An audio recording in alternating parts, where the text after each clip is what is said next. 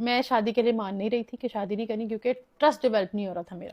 تو سمی نے کہا تھا کہ میں بہت اچھا انسان ہوں، سمی مجھے عزت بہت زیادہ دیتے تھے، مجھے لگتا تھا میں کوئی شہزادی ہوں، میں کوئی پتہ نہیں کہیں کی شہزادی ہوں، مجھے اتنا پیار اور عزت دے رہے ہیں دونوں، اس کی فیملی بھی اور سمی بھی. انہوں نے کہا مجھ سے شادی کرو، تو میں نے کہا اگر آپ مجھے چھوڑ دو تو انہوں نے کہا حق مہر لگوا لو، کوئی مسئلہ نہیں، ہم تمہیں چھوڑ دیں، حق مہر تو ہوتا ہے نا سیکیورٹی کے لیے، لگوا لو، کتنا لگاؤ؟ میں نے کہا 1 کروڑ لکھ دی، کہتے 2 کروڑ لکھوا لو، مسئلہ نہیں. میں نے کہا ٹھیک ہے 2 کروڑ لکھیں گے حق مہر. حق مہر 2 قسم کے ہوتے ہیں، ایک موجل اور ایک غیر موجل. جو موجل ہوتا ہے وہ اسی وقت دینا ہوتا ہے، ادائیگی ہوتی ہے، وہ ہمارا 10,000 تھا. جو غیر موجل ہوتا ہے نا، اس پہ میں نے بات کی تھی کہ 2 کروڑ لکھوایا جائے. وہ یہ ہوتا ہے کہ اگر شوہر آپ کو طلاق دے تو اس کو دینا پڑتا ہے، یہ لڑکی کی اپنی سیکیورٹی کے لیے ہوتا ہے حق مہر. انہوں نے کہا ٹھیک ہے. ہمارا جب میں لمبی نہیں کھینچوں گی، چھوٹی آپ کو بس لبو لباب بتاؤں گی، مورل بتاؤں گی، چھوٹی چھوٹی چیزیں بتا کے آپ کو صرف اتنا بتاؤں گی کہ میں نے خلا کیوں لیا. ادھر ادھر کی باتیں میں نہیں بتاتی، میں صرف سمی کا اپنے ساتھ بیہیویئر بتاؤں گی.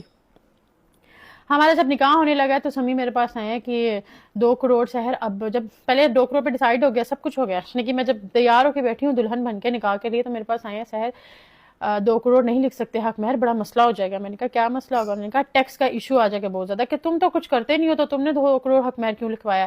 کہیں تم کوئی غلط چیز تو نہیں کرتے، تم کسی گھر کو غلط کاروبار میں تو نہیں ہو؟ مجھے ان چیزوں کا نہیں پتا تھا. میں نے علی عارف میرا دوست ہے، میں نے اس کو بلایا، میں نے کہا علی عارف یہ اس طرح کہہ رہا ہے کہ ٹیکس پہ کوئی وہ پڑے گا تو ایسا ہوتا ہے. اس نے کہا میں نے تو کبھی بھی نہیں سنا، میں نے تو ایسی کوئی چیز نہیں سنی، لیکن تم لوگوں کا یہ اپنا پرسنل جو میٹر ہے خود آپس میں ڈیسائیڈ کرو، میں اس میں کیا کہہ سکتا ہوں. اس نے اتنی سی بات کی وہ چلا گیا. میں نے اس کی بات کو نہیں زیادہ دھیان نہیں دیا کہ اس نے کہا ایسا میں نے کبھی نہیں سنا ایسا ہوتا ہے. میں نے کہا سمی ٹھیک ہے آپ 50 لکھوا لیں، مسئلہ نہیں ہے. سمی نے کہا اچھا. سمی نے کیا کیا، سمی نے جا کے مولوی کو کہا کہ آپ بیچ میں 5 لاکھ لکھیں، لیکن جب آپ نکاح پڑھوائیں گے تب آپ نے وہاں پر دلہن کے سامنے بولا ہے 50 لاکھ حق مہر.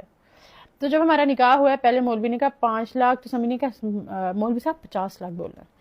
سمی نے کہا 50 لاکھ بولنا ہے. اس کی ویڈیوز بھی ہیں سوشل میڈیا پہ شاید پڑھی ہوں کہ جب ہمارا نکاح ہوا تو انہوں نے کہا حق مہر 50 لاکھ، آپ کو یہ نکاح قبول ہے؟ تو میں نے کہا ہاں جی قبول ہے. ہمارا نکاح ہوا ہے. اس کے بعد 3 مہینے تک، کیونکہ مولوی لوگ اپنا لے کر آئے تھے، 3 مہینے تک مجھے انہوں نے نکاح نامہ نہیں دیا. میں نے 3 مہینے تک مانگا. میں اس کے بعد میں ڈر گئی. میں نے کہا شاید میرے ساتھ کوئی دھوکہ ہو گیا ہے، کوئی چیز ہو گئی ہے، مجھے حق کیوں نہیں دے رہے، کیا کہتے ہیں نکاح نامہ مجھے کیوں نہیں دے رہے. میں نے سمی سے لڑائی کی، مجھے نہیں پتا، مجھے نہ نکاح نامہ دو. تو سمی نے مجھے کہا کہ مجھ سے غلطی ہو گئی ہے ہم سے، کہ ہم نے نا 1 زیرو کی غلطی ہو گئی ہے ہم سے، ہم نے 50 لاکھ لکھنا تھا، وہ 1 زیرو کی غلطی ہو گئی ہے، مولوی سے غلطی ہو گئی ہے، تو کیا کہتے ہیں وہ 5 لاکھ ہو گیا. میں نے کہا اچھا. میں ڈر گئی.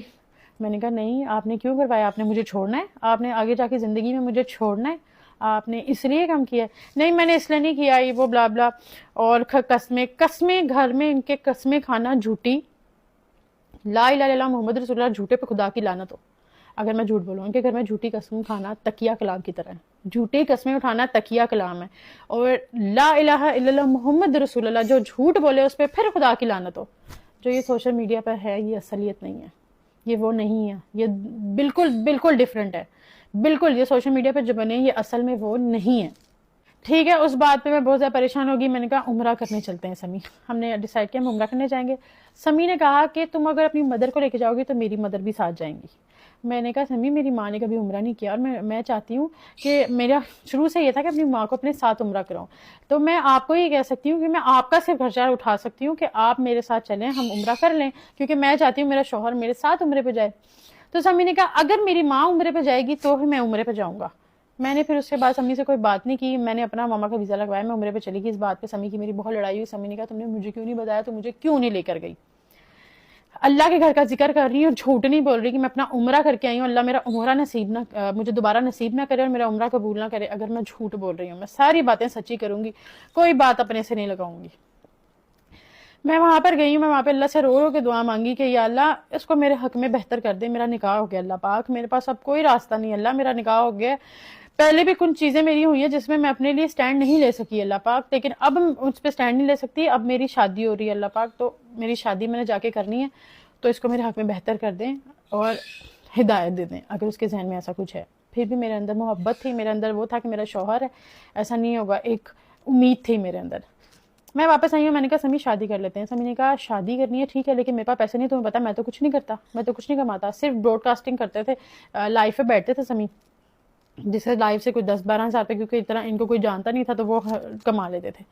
ٹھیک ہے، تو میں تو کچھ کرتا نہیں، میرے پاس تو پیسے نہیں ہے. میں نے کہا اچھا کوئی بات نہیں، میں کر لیتی ہوں خرچہ شادی کا، کیونکہ مجھے کوئی فرق نہیں پڑتا تھا کہ میں اپنے شوہر کو کوئی پیسے دے رہی ہوں، اس میں کوئی بڑی بات نہیں ہے. میں اپنے شوہر کو سپورٹ کر رہی ہوں، نہ ہی میں یہ کہہ رہی ہوں کہ بہت بڑی بات ہے.